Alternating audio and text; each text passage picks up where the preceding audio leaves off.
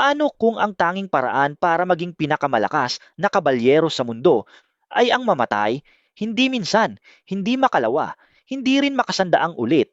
Paano kung sa tuwing mamamatay ka, espada sa leeg, sibat sa tiyan, nyurakan sa putik, gigising ka sa umaga ng parehong araw. At ang tanging dala mula sa nakaraang buhay ay ang muscle memory kung paano ka namatay. Walang system, walang cheat skills, walang magical awakening na sasagot sa lahat, tanging kamatayan at ang humihinang alingawngaw ng pag-indayog ng espada na bahagya mong nagaling bago ka tinadtad.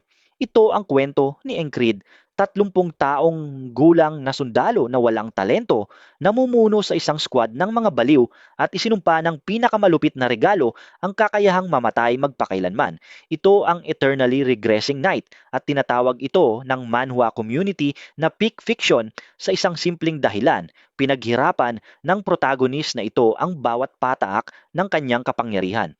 Linawin natin kung sino si Encrid. Hindi siya batang may itinatagong potensyal. Hindi siya teenager na naghihintay lang ng tamang sandali para mag-awaken. 30 taong gulang na si Encrid. Buong buhay niyang ginagamit ang espada. At sa lahat ng pamantayan, mediocre siya. Hindi pangit, hindi walang pag-asa. Average lang, yung klase ng average na sa mundo ng mga kabalyero na nakakapag-channel ng aura at tumatadtad ng bakal. Ibig sabihin, walang kwenta ka.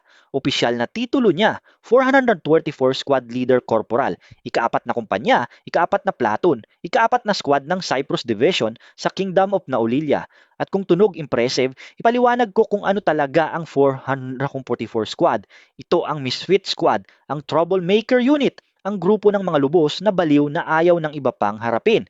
Bawat dating squad leader ay nag-quit, nilipat o pinaalis ng squad members mismo. At ito pa ang nakakatawa, ang mga sundalo sa squad ni Encrid, skilled talaga sila. Individual, mga halimaw sila. Bawat isa may kanyang martial art o combat technique na nagdadala ng tunay na panganib. Pero hindi sila kayang i-manage. Nag-aaway sila palagi. Hindi sumusunod sa orders. Naghahasik ng kaguluhan kahit saan magpunta. Kahit papaano pinagsasama sila ni Encrid. Hindi sa lakas, mas magaling silang lahat sa kanya. Hindi sa autoridad, wala silang respeto sa ranggo. Sa ibang bagay. Bagay na hindi maipaliwanag ng sarili niyang squad members. May tumatakbong biro sa kwento, sinasabi ng ibang sundalo sa Cyprus Division na siguro tinutulugan ni Encrid ang diyosa ng swerte gabi-gabi dahil walang ibang paliwanag kung bakit nakakaligtas ang walang talentong lalaking ito sa mga sitwasyong dapat ay pumatay sa kanya pero hindi swerte iyon. Mas malala pa, nung bata pa si Encrid, dumaan sa nayon nila ang isang retiradong mersenaryo, walang espesyal, matandang espadachin na naghahanap ng pahingahan. Pero nabigani si Encrid sa kanya. Itong matandang puno ng peklat, may dalang talim at mga kwento mula sa dosenang larangan. Nagmakaawa si Encrid na turuan siya kahit ano lang tungkol sa swordsmanship. Pumayag ang mersenaryo. Tinuruan niya ang batang Encrid ng basics, stance, hawak, footwork, walang advanced, pundasyon lang. At pagkatapos, may sinabi siyang magdi-define sa natitirang buhay ni Encrid. Henyo ka. Lason ang mga salitang iyon dahil hindi henyo si Ingrid, mabait lang ang mersenaryo sa batang may panaginip sa mga mata. Pero kumapit ang mga salitang iyon sa utak ni Ingrid at hindi na umalis. Naging panaginip ang mga ito, ang panaginip na maging kabalyero. Tunay, isang taong nakakapag-channel ng aura at nakakagawa ng superhuman na labanan. Kaya umalis si Ingrid sa nayon, naging mersenaryo, nagsanay, inindayog ang espada hanggang sa dumugo ang mga kamay. Mas kaunti ang tulog, mas marami ang takbo, mas malakas ang push kaysa kahit sino sa paligid. At tumama siya sa pader, hindi metapora. Tunay, masusukat na limitasyon na hindi mababasag ng kahit gaano kalaking pagsisikap. Ang katawan niya, ang mga kalamnan, reflexes, kapasidad sa pag-aaral ng martial arts ay batayang kulang. Natalo siya sa sparring sa 12 taong gulang na prodigy, bata at hindi malapit ang laban. Pinagtawanan siya ng ibang sundalo. Gusto mong mabuhay sa espada na ganyan ang skill mo? Natawa ang iba. Mag-give up ka na. payo ng marami. Pero hindi nag-give up si Encrid. Nagpatuloy, umakyat hanggang sa makakaya ng walang talentong tao at napunta bilang squad leader ng pinakamasamang unit sa Cyprus Division. Ang panaginip na maging kabalyero, buhay pa, nakabaon lang, sobrang lalim. Akala ng karamihan tinanggap na niya ang realidad. Hindi, naghihintay lang siya ng pagbabago. Dumating ang pagbabago sa larangan ng digmaan. Nakagiyera ang Nauliliya laban sa Kingdom of Aspen at na-deploy ang Cyprus Division. Tunay na labanan, libu-libong sundalo, putik at dugo at kaguluhan at nasa gitna mismo ang 454 squad ni Encrid. Lumaban si Encrid sa tanging paraan na alam niya, limitadong skill pero ganap na determinasyon. Inindayog ang standard issue na espada ng buong buo at lumitaw ang isang kalabang sundalo. May pambihirang stabbing technique na hindi pa nakita ni Ingrid. Malinis ang saksak, eksakto at imposibleng bilis. Tumagos ang talim sa leeg ni Ingrid. Patay na siya bago tumama sa lupa. At pagkatapos, nagising siya. Parehong kama, parehong umaga, parehong sikat ng araw sa bintana ng barracks, parehong tunog ng mga squad members na nag-aaway at naghahasik ng karaniwang kaguluhan. Umupo si Encrid, humihingal, kamay sa leeg. Inaasahan ang sugat na wala doon. Wala. Ang talim, ang dugo, ang kamatayan, lahat parang hindi nangyari. Pero perpekto ang alaala, bawat detalye, ang gulo ng saksak, bilis ng talim, ang eksaktong sandali na nabigo ang katawan niya, hindi niya maintindihan, akala niya panaginip. Sinabihan ang sarili na huminahon, bumalik siya sa larangan at pinatay siya ulit ng parehong kalabang sundalo sa parehong pambihirang saksak. Nagising siya, parehong umaga, namatay ulit at ulit at ulit. Ang ibinigay kay Encrid ay sumpa, literal, misteryosong amuleto ang nakatali sa kanya, nagbibigay o nagpapataw ng kakayahang mag-regress sa umaga ng araw na siya namatay. Sa tuwing papatayin siya, magsireset ang araw. Magigising siya sa parehong punto, parehong katawan, parehong mga pinsalang dala bago nag-loop. Hindi tumutubo ang kalamnan sa pagitan ng loops. Hindi gumaganda ang pisikal na kondisyon. Hindi tumataas ang stamina. Pero nananatili ang alaala, nananatili ang muscle memory, at ang mga instinct na nahuhubog sa labanan, ang reflexes na nasanay sa pagmamatay-matay sa parehong atake, nananatili rin. May catch. Sa tuwing namamatay si Encrid at nagre-resets ang loop, may lumilitaw na figura, ang ferryman ng Black River, spectral being na pinapanood si Encrid na may pagkalibang at bahagyang paghamak. Simple ang mensahe ng ferryman, sumuko ka na. Sumuko rin ang lahat ng iba pang nakatanggap ng sumpa. Naranasan nila ang sobrang kamatayan, sakit, paulit-ulit hanggang nawalan ng kalooban mabuhay. Tinanggap ang kamatayan. Tumigil sa laban. Iyon ang dinisenyo ng sumpa, hindi para palakasin, para sirain. Tugon ni Ingrid sa ferryman sa bawat pagkakataon. Bumabangon siya. One shot sa isip ni Ingrid, ang mga kalaban na pumapatay sa kanya ay hindi lang kalaban. Walls sila, hadlang sa pagitan niya at ng kabalyero na gusto niyang maging.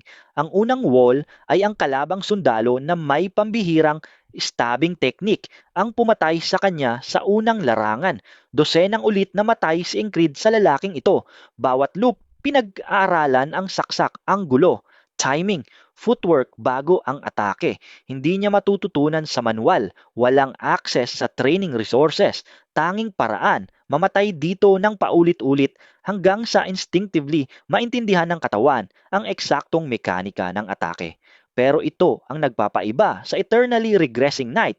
Sa lahat ng regression story, hindi nag-iisang natututo si Ingrid. Ang squad niya, ang mga talented, dysfunctional misfits ay eksperto sa kanilang combat styles at nagpipigil sila hindi dahil sa kalupitan, kundi dahil hindi kayang mag-absorb si Ingrid ng mabilis sa kanila.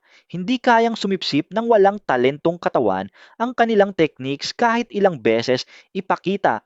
Pero ngayon, sa infinite repetitions, sa kakayahang mamatay, bumalik at i-practice ang parehong teknik ng 100 ulit. Naging guru niya ang squad members. Tinuruan siya ng isa ng Heart of the Beast, teknik para sa kalmadong, hindi nayayanig na isipan sa harap ng nakamamatay na panganib. Tinuruan siya ng isa pa ng joint locks at grappling. Nagbahagi ang isa ng footwork na inangkop ni Encrid sa sariling sword technique. Pinagmamasdan ng bawat squad member ang walang talentong lalaking ito na kinukuha ang turo, masakit, paunti-unti sa proseso na nangangailangan ng higit pang pagkamatay at isinasama sa fighting style niya. Sinimulan nilang tawagin ang unit na Madmen Squad, hindi dahil baliw sila, kahit baliw nga, kundi dahil ang squad leader nila ang pinakabaliw sa lahat. Lalaki na pumapasok sa mga laban na alam niyang matatalo, namamatay, gumigising at bumabalik na may bahagyang naggaling na pag-indayog. At sa wakas, pagkatapos ng daan-daang kamatayan para sa isang wall, na ipapasa ni Encrid ang kanyang unang wall. Tinatalo niya ang kalaban na may stabbing technique, hindi sa nakapanggigilalas na kapangyarihan, hindi sa flashy na special move. Sa presisyon na isinilang mula sa panunood sa parehong atake na pumapatay sa kanya ng ilang ulit hanggang sa natuto ang katawan na tapatan. Nakita ng ibang sundalo ang resulta. Nakita si Encrid na nakatayo sa ibabaw ng skilled na kalaban na dapat ay pumatay sa kanya, humihingal, balot sa putik at dugo at nakita ang muka, yung ekspresyon na nakukuha niya kapag nadadaig ang wall na alam ng squad members. Maniacal smile, ngiti ng lalaking nasakop ang dapat imposible. Tingin na nagpapaisip kahit sa sarili niyang sundalo, ganap na baliw ang taong ito. Hindi ito ipapakita ng karamihan ng regression stories, ang kabayaran. Hindi lang hinahasa ng daan-daang kamatayan ang reflexes mo, binabago ka. Si Encrid na pumasok sa unang larangan ay lalaking may pangarap, kahit hindi totoo, lalaking nakikipag-ugnay sa tao, lalaking nagmamalasakit sa normal na ritmo ng buhay. Ang Encrid na lumilitaw pagkatapos ng daan-daang loops ay iba na, hindi sira, hindi sa paraang inaasam ng ferryman. Pero binago, nasa likod ng mga mata ang bigat ng walang katapusang kamatayan. Iba ang galaw, mas tahimik. Napapansin ng squad ang nakakakilala sa kanya ang pagbabago, mas focused, mas efficient, hindi interesado sa anumang hindi nagpapalakas sa kanya. Mas magaling ikwento ng kanyang mga salita kaysa sa akin. Kung lumaban ka ng buong buo sa line at nakaligtas, magiging pinakamalaking pag-aari mo ang labanang iyon. At mas nagpapahayag, kung namuhay ako sa pamantayan ng iba, matagal nang sumuko sa lahat. Tinatanong ng serya ito ng paulit-ulit, hindi tahasang sinasagot. Tapang ba ang ginagawa ni Encrid o ibang klase ng kabaliwan na mukhang determinasyon sa labas pero mas desperado sa loob dahil hindi alam ni Encrid kung paano huminto. Bawat wall na nadadaig ay nagpapakita ng iba pang wall sa likod. Mas malakas na kalaban, mas mapanganib na sitwasyon, laban na nangangailangan ng higit pang kamatayan para matutunan. Walang off-switch ang regression habang nakakaharap ni Encrid ang mga kalaban na pwedeng pumatay sa kanya at palagi naman magpapatuloy ang loop tanging daan palabas, pasulong sa bawat wall, sa bawat kamatayan hanggang maging kabalyero siya na palagi niyang pinangarap o hanggang sirain siya ng sumpa gaya ng iba. At narito ang sandali na nagpapahalaga sa buong serye. Pagkatapos ng walls na nagkakahalaga ng daan-daang buhay, pagkatapos ng training kasama ang squad sa hindi mabilang na loops, pagkatapos itulak ang walang talentong katawan, sa kabila ng bawat limitasyon, naabot ni Encrid ang antas na walang naniwalang maaabot niya, hindi ng squad, hindi ng Cyprus Division, hindi ng Ferryman, hindi lang siya nakakaligtas, dinodomina niya, hindi sa aura, kaunti pa rin ang meron siya, hindi sa flashy techniques, patchwork ang style niya mula sa dosenang guro sa libong kamatayan. Nananalo siya sa mahirap ipaliwanag. Tinatawag itong swerte ng ibang sundalo. Iba ang tawag ng squad na pinagmasdan siyang magsanay, mamatay, bumalik at magsanay ulit.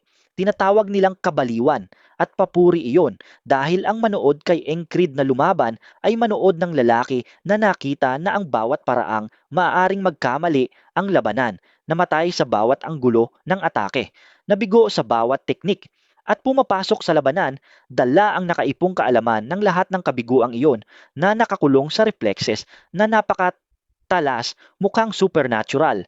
Iniisip ng ibang sundalo na pinagpala siya ng kapalaran. Alam ng squad ang katotohanan. Alam nila kung ilang beses kailangang mamatay ng kapitan nila para makuha ang bawat isa sa reflexes na iyon at doon sila sumusunod sa kanya kahit saan.